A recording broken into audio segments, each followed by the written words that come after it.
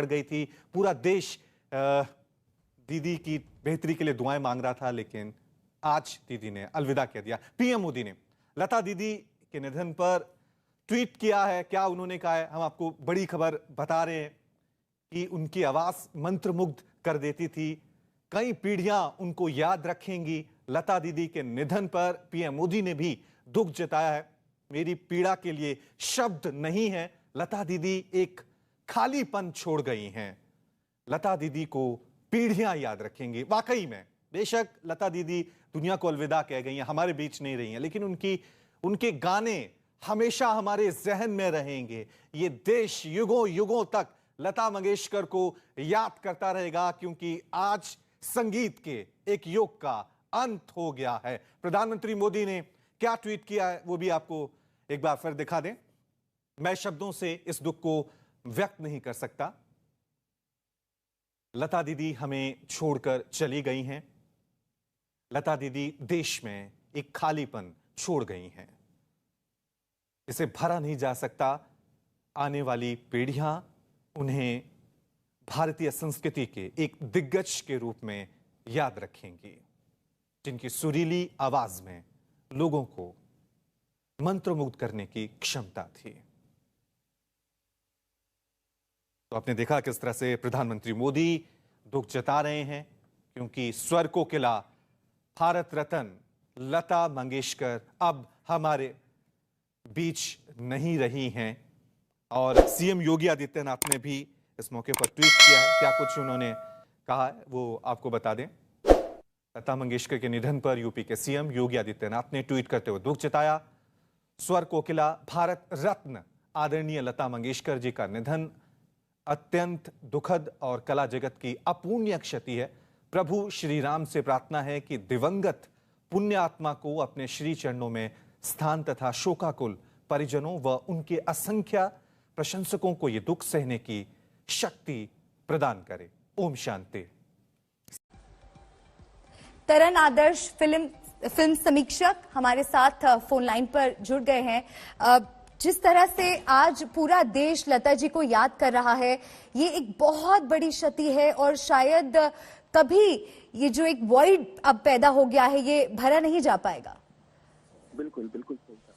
और इनकी आवाज, मैं यही कहना चाहूंगा कि हम जब पैदा भी नहीं होते तब से इनकी आवाज पूरे विश्व भर में सुनाई दे रही।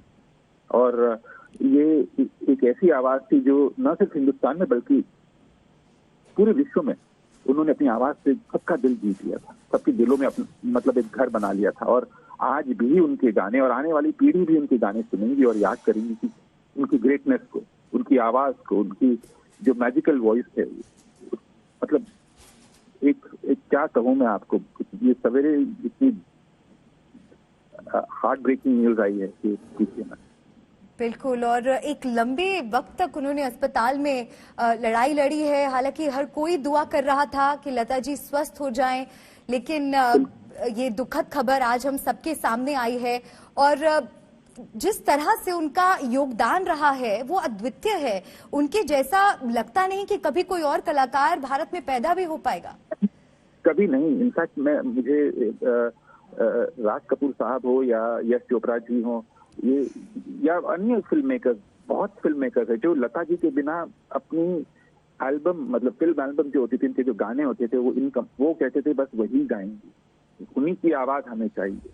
और आप चाहे राज कपूर साहब की कोई भी फिल्म देख लीजिए या यश चोपड़ा साहब की कोई भी फिल्म देख लीजिए या अन्य फिल्म मेकर्स की भी, हर गाने आज भी वो गाने हम सुनते हैं, चाहे वो बॉबी की हो, सत्यम शिवम सुंदरम के हो या सिलसिला के हो या मतलब कभी कभी के, मतलब ऐसी आवाज जो दिल में सीधा हमारे कानों के जरिए हमारे दिल में उतर जाती है।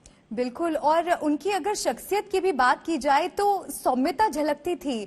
उनका ऐसा व्यक्तित्व लगता था कि मानो बस किसी तरीके से उनसे मिलना हो जाए, एक बार उनकी एक झलक देखने को मिल जाए। इतनी सौम्यता, इतना प्रेम उनके चेहरे पर। क्या आप उनसे जब मिले हो तो कोई ऐसा अनुभव जो आप हमारे साथ साझा करना चाहें? मेरी ऐसे फॉर्मल इंट्रोडक्शन नहीं हुआ था, बट मैं यहाँ जरूर कहना चाहूंगा कई बार प्रोड्यूसर्स, डायरेक्टर्स या म्यूजिक कंपोजर्स बुलाते थे हमें।